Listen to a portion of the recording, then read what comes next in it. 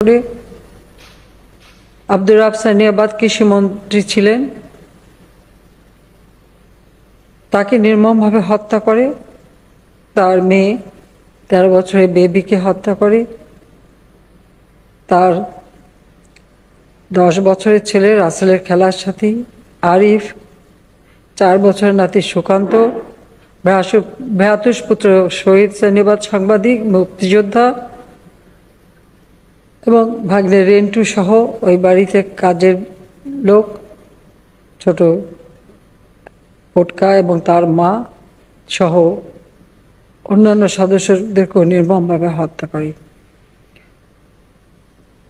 সেখানে গুলি চালানো হয়েছিল সকলের উপর। আমার ফুপু সেও গুলিবিদ্ধ ছিল। আমার ফুফাতো বোন বিউটি এবং রিনা তারাও গুলিবিদ্ধ। আমার ফুফাতো ভাই গুলিবিদ্ধ এবং আরো অনেকে। কিন্তু সেই বাড়ি থেকে রমনা থানার ওসি এই গোলাগুলির পর তাদেরকে সকলকে হাসপাতালে নিয়ে যায়, যে কারণে আমার ফুপু বেঁচে গিয়েছিলেন। দুই ফুফাতো বোন বেঁচে গিয়েছিলেন, কিন্তু আমার ফুপু পঙ্গু হয়েছিলেন। বোন সেও এখনো বেঁচে আছে পঙ্গু অবস্থায়।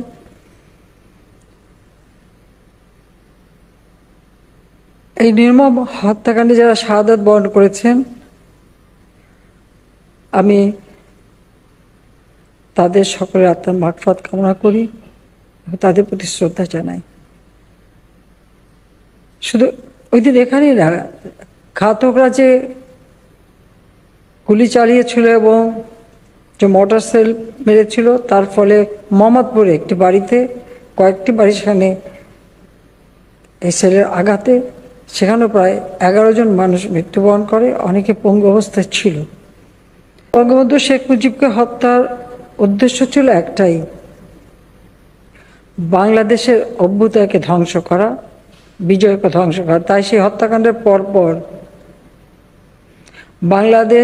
বাংলাদেশের নাম মুক্তিযুদ্ধ চলাকালীন সময় যেটা নাম দেওয়া হয়েছিল গণপ্রজাতন্ত্রী বাংলাদেশ, সেই বাংলাদেশের নাম পাল্টে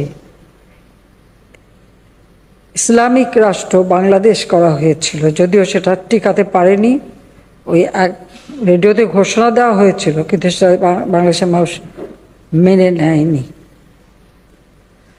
বাংলাদেশ বেতারের নাম পরিবর্তন করে রেডিও বাংলাদেশ, পাকিস্তানের ঠিক যেভাবে যে কায়দায় ছিল প্রত্যেকটা প্রতিষ্ঠানের নাম সেইভাবে করা হয়েছিল। জাতির পিতা বঙ্গবন্ধু শেখ মুজিব এই বাংলাদেশের সাধারণ জনগণ যারা হতদরিদ্র ছিল, তাদের পরনে ছিন্ন কাপড়, পেটে ক্ষুধার জ্বালা, মাথা গোঁজার ঠাঁই নেই, রোগীর চিকিৎসা নেই, শিক্ষার আলো থেকে বঞ্চিত। এই শোষিত বঞ্চিত মানুষগুলির জীবনকে উন্নত করা, ভাগ্যের পরিবর্তন করে দিয়ে তাদের একটা সুন্দর জীবন দেওয়া, উন্নত জীবন দেওয়া, এটাই ছিল তার লক্ষ্য। তাই ছাত্র জীবন থেকে তিনি এই ক্ষুধার্ত দরিদ্র মানুষগুলির অবস্থা দেখেছিলেন এবং তখন থেকেই তার ভিতরে এই মানুষগুলির জন্য কিছু করার একটা প্রেরণা বা আবেদন ছিল।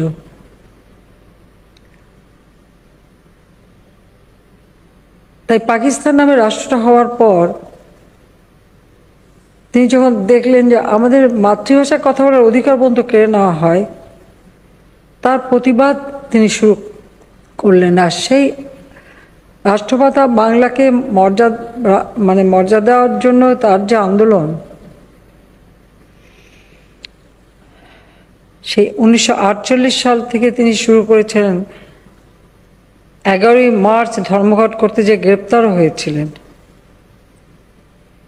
সেই থেকে যাত্রা শুরু। এরপর ধাপে ধাপে তিনি সমগ্র জাতিকে মুক্তিযুদ্ধের চেতনায় উদ্বুদ্ধ করেন এবং বাংলাদেশকে তিনি স্বাধীন করেন। পাকিস্তানি শাসক চক্র বা এদেশেরও কিছু পাকিস্তানি দালাল চক্র বা তাদের তোষামোদকারী পদলেহনকারী কিছু গোষ্ঠী, তারা কেন জানি বাঙালির এই অভ্যুদয় বা বাঙালির এই যে বিজয়, এটা কখনো তো উচ্চ পর্যায়ে যদি তাদের পক্ষে কেউ না থাকে এটা কখনো সম্ভব ছিল না। আর উচ্চ পর্যায়ে তাদের সাথে কে ছিল সেটা তো কর্নেল ফারুক আর রশিদ 15 আগস্টে যারা হত্যাকাণ্ডের সঙ্গে জড়িত, তারা বিবিসিতে যে ইন্টারভিউ দিয়েছিল সেই ইন্টারভিউতেই কিন্তু তারা বলেছিল যে জিয়াউর রহমান যে উপসামরিক প্রধান ছিল, সেনাপ্রধান ছিল, তার সাথে তাদের যোগাযোগ ছিল, সম্পর্ক ছিল এবং সফল হতে পারলে সে তাদের পাশে থাকবে এই কথাও দিয়েছিল এবং সব রকম সহযোগিতাও করেছিল। কাজে মোস্তাক জিয়ার যে সখ্যতা এবং তাদের যে এই কাজের সঙ্গে সম্পূর্ণ সম্পৃক্ততা, এটা তো স্পষ্ট।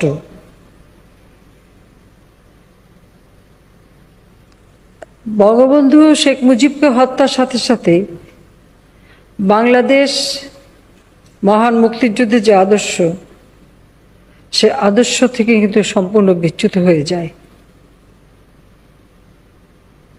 পাকিস্তানের একটি প্রদেশ ছিল, সেই প্রদেশটাকে জাতিপিতা স্বাধীন বাংলাদেশ হিসেবে প্রতিষ্ঠা করেছেন, একটি রাষ্ট্র হিসেবে প্রতিষ্ঠা করেছিলেন।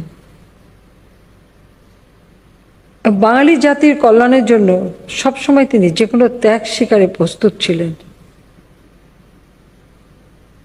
তাই পাকিস্তান নামে রাষ্ট্রটা হওয়ার পরপরই যখন এই শোষিত বঞ্চিত ক্ষুধার্ত নাগরিক বাংলাদেশের জনগণ, তাদের উপর আঘাত আসলো ভাষা বা তাদের সংস্কৃতির উপর হয়েছে, জেল জুলুম অত্যাচার সহ্য করতে হয়েছে, একের পর এক মামলা দিয়েছে, ফাঁসি দিয়ে হত্যার চেষ্টা করা হয়েছে, খুন করার চেষ্টা করা হয়েছে, বারবার প্রতিবন্ধকতা সৃষ্টি করা। বাঙালি জাতিকে যে কেউ কখনো দাবায় রাখতে পারবে না, এটা তো 7ই মার্চে সেই ঐতিহাসিক ভাষণ, যে ভাষণ 15 আগস্টের পর এদেশে নিষিদ্ধ ছিল, আজকে সেই ভাষণ সারা বিশ্ব ঐতিহ্যে সব থেকে উদ্বুদ্ধকর একটা ভাষণ হিসেবে স্থান পেয়েছে। এবং সেখানেই তিনি এই বিজয়ের কথা বা মুক্তিযুদ্ধ পরিচালনার কথা সবই তিনি বলে গিয়েছিলেন এবং বাঙালি জাতি অক্ষরে অক্ষরে তা পালন করে সেই বিজয় নিয়ে আসে। আর সেই বিজয় নস্যাৎ হয় 15ই আগস্ট 1975 সালে।